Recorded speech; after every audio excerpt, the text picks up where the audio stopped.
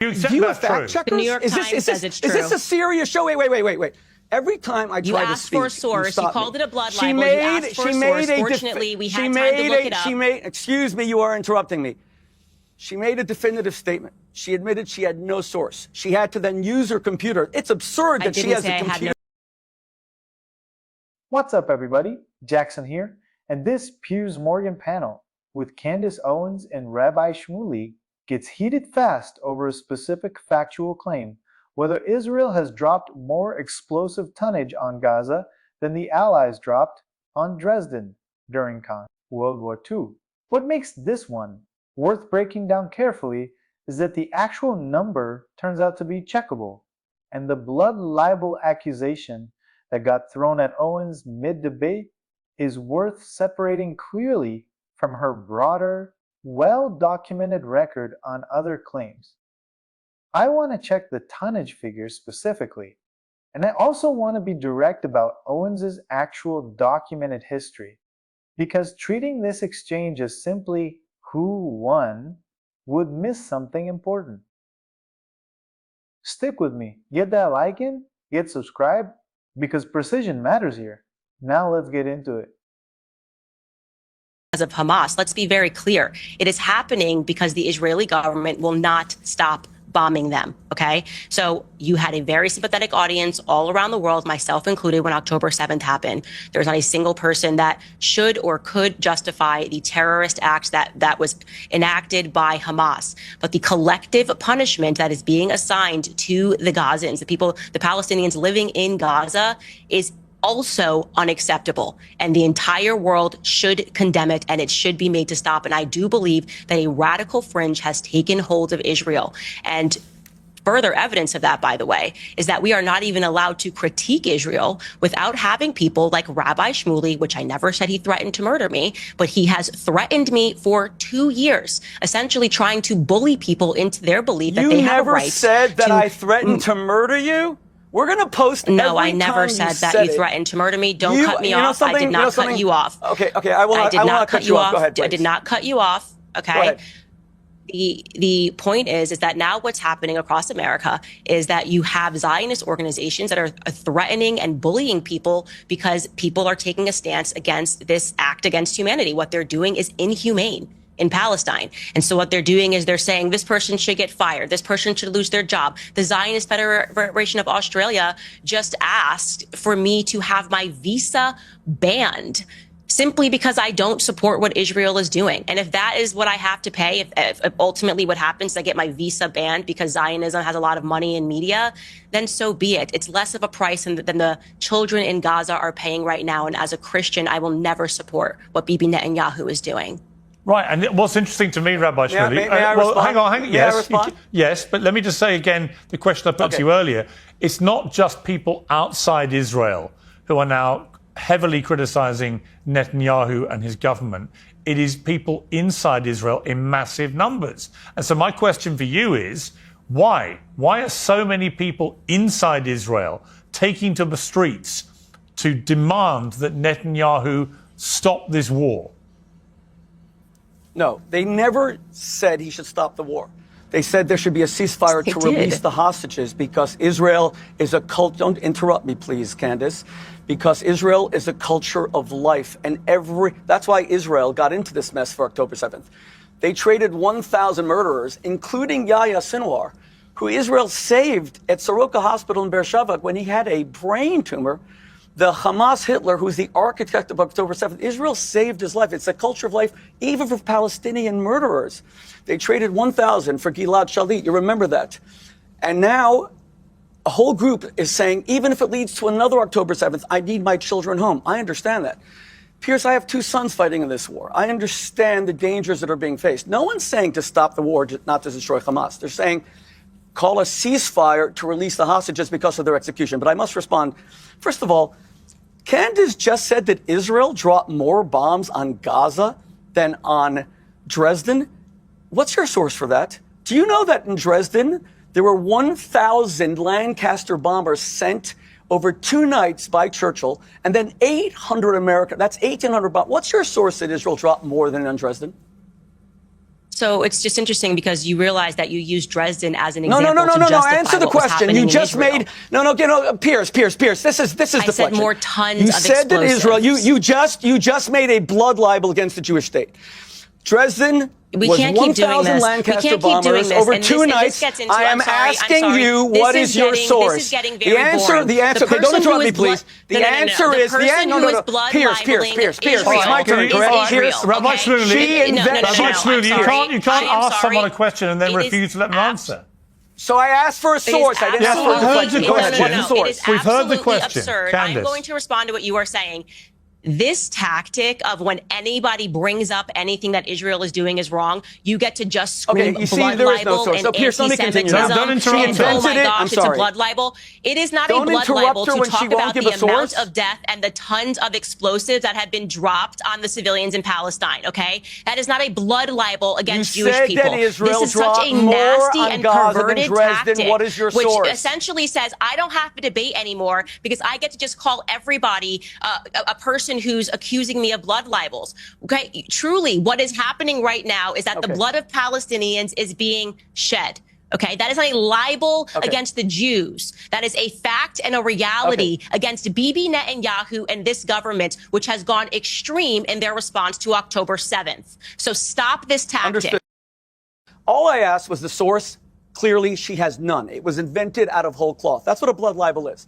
A blood libel is when Candace Owens says that the actual medieval blood libel, that Jews killed Christians and drank their blood, I will she pull up the actually source for you. believes that. She's please don't interrupt me. I will She find actually you the says source. that there were Christian bodies found all over Europe. When she said that I am not trying to kill her, we will post right after this, where she said it at least on 8 occasions. That's why she's being investigated by the FBI. Because you can lie about me, you can call me filth, and Pierce won't, and you can call me psychotic. I've never said that about you. But what you can't do is incite violence against my family. You have repeatedly said I'm trying to kill you. You said the Jews killed JFK. You said if the Jews killed JFK, you said all this and we earlier. couldn't protect the president. Okay, wait, one second. Can we get back to the debate debate for a moment? No, wait. Let's just go back for a moment. No, Pierce, I have to respond to things. Would you like a when source? Candace says that it is when Candace says it is demonic. You wanted the source from Candace. I never got. You I wanted never, the I never got between. Rabbi Shmuley, you wanted the source from Candace. You I think she has speak. one. Well, why don't you let her answer? I think she has one. Let me fact check this source as well. So 70,000 Yes, I want to see where Israel Let her dropped more answer, bombs please. on Gaza than Dresden. Go 70,000 ahead. tons of explosive have been dropped on the Gaza Strip. Let's see And how many Dresden? tons of explosives were dropped on Dresden. 1 second. You mean she said it and now she's fact checking it? You're kidding me, right? Well, you're You mean asking she me to said give a you the direct definitive source statement, live, and I'm now going she to is- look it up for you. I So give me I don't 1 have, I don't second. have a computer on me. I don't have a computer on me. This is ridiculous. Let her finish This is a cheat and sheet. answer This the is question. absurd. Let her answer the question. Go ahead. Candace. So 2,700 tons of bombs were dropped on Dresden in an 800 bomber air raid. And that is according to Britannica, the encyclopedia. And what as was a the source. tonnage of bombs dropped in Gaza?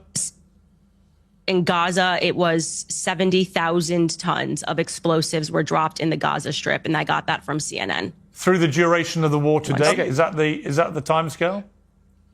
Yes. Okay. So Rabbi Shmuley, which that would they're seem to saying be has surpassed So the let's be clear. Let's be Dresden, clear. So Hamburg, over and 11 London during months, World War II. she's comparing an 11-month war to a single night in Dresden. That's clearly absurd. I'm glad that she has her cheat sheet, her computer in front of her. But notice, she made this you called it a statement blood libel. not knowing what she was talking what about. she Just a said. moment, please. Hang Please don't interrupt me.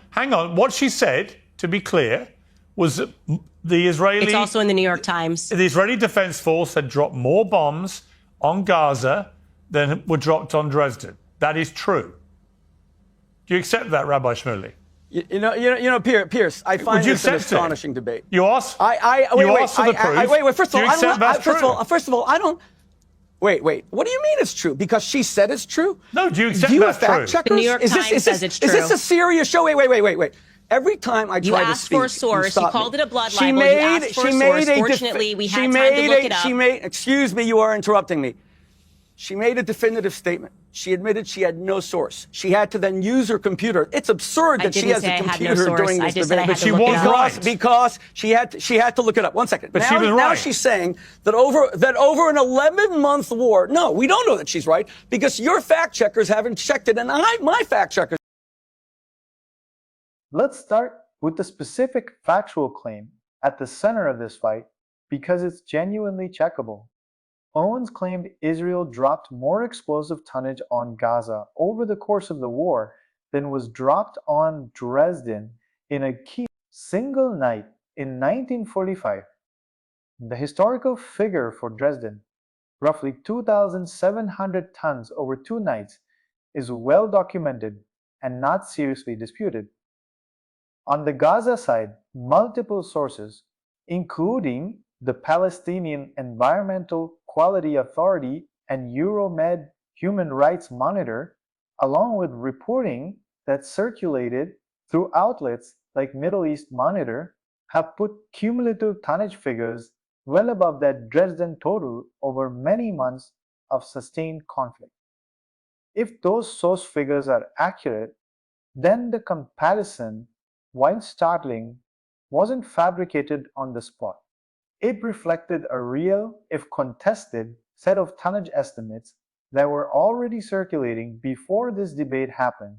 That said, comparing total tonnage over an 11-month sustained conflict to a single catastrophic 2-night raid is comparing very different time frames and contexts, and that distinction matters for what the comparison actually proves, even if the underlying numbers are roughly accurate. Now, on the blood libel accusation itself, a blood libel specifically refers to the historical anti-Semitic myth that Jewish people ritually murdered non-Jews, particularly children, to use their blood, a myth that has incited pogroms and violence against Jewish communities for centuries. Citing a tonnage figure about military strikes, even one that turns out to need better sourcing in the moment, is not the same category of claim as that specific historical myth, and conflating the two dilutes what an actual serious accusation of blood libel should mean. Rabbi Shmuley's demand for a source was fair. Escalating a demand for a citation into blood libel was not an accurate use of that term. Now here's where I want to be direct rather than even-handed, because the full picture matters. Candace Owens has a separate, well-documented history that goes well beyond this specific exchange. She has previously suggested Israel was connected to the JFK assassination, made comments characterized by Australia's own government as downplaying the Holocaust in relation to a Nazi doctor, and was barred from entering Australia on character grounds.